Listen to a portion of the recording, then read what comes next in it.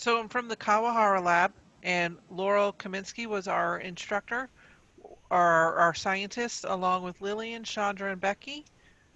The teachers we worked with was Bridget Armstrong from middle school, myself from high school, Britt Monroe from elementary school, and Tradina Shepard from middle school. So the Kawahara lab is the butterflies, butterfly and moths. And we learned everything from how they are digitalizing these collections that have millions of butterflies and moths um, into databases that can be seen from around the world, which is a good way to go in for digitally if we can't have scientists come out and show the collections, the mountings face to face. Next slide. The lesson that I'm going to be doing is I'm going to be doing one on Eumaeus atella, which is a gorgeous butterfly from South Florida that is actually an endangered species. Next slide. I'm teaching ninth grade environmental science. This should be able to be done in a 90-minute block schedule or two 45-minute classes. Prior knowledge that they're going to need to have is endangered species, biodiversity, relationships, predation, parasitism, competition, communalism, and mutualism. And it's going to be taught during the biology or biodiversity and evolution unit. So this won't be the only species mentioned during this whole unit. And the interesting thing about butterflies that I thought is there's so many of them. We were showed during one of our labs that we watched, not the lab, but the virtual lab, the virtual tour, that if they had about 15 pieces of paper scrolled up, that as you pulled it out, it started showing the tree of life for all these butterflies and how they're connected and how many of them there actually are. Next slide. The standards that are going to be focused on, it's going to be taught during the biodiversity and evolution lesson. And one of the things is about the compare and contrast the relationships and recognize the consequences of the loss of biodiversity. In our case that we're going to be talking about is because of human activity.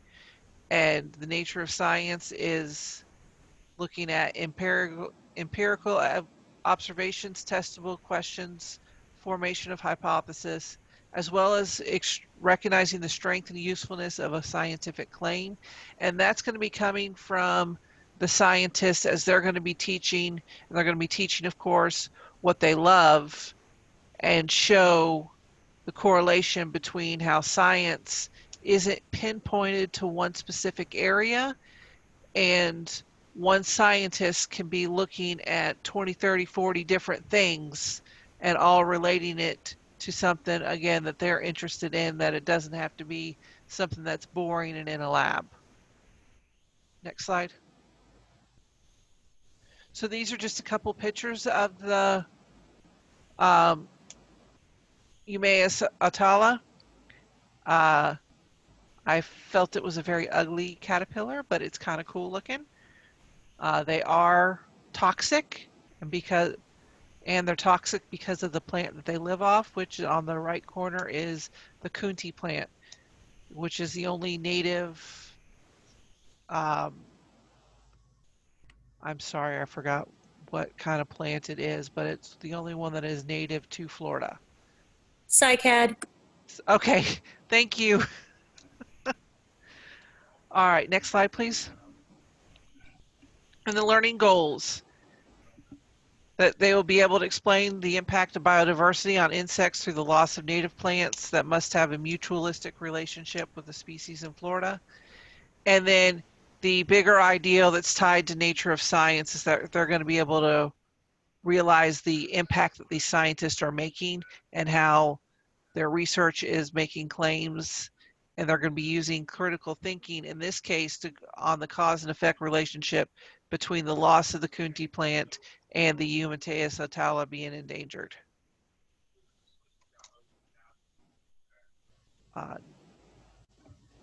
There another slide? And this is just going to be done through a basic engagement. The way I like to do it is I like to kind of do it as I've always called, in reading, that cold read, where they're reading this and they might not know anything about the subject.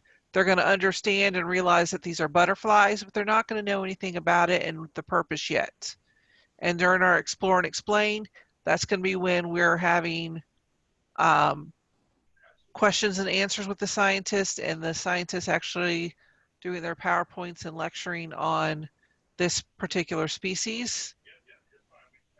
And the elaboration is really going to be focusing on what type of relationship the Kunti plant has with the Atala.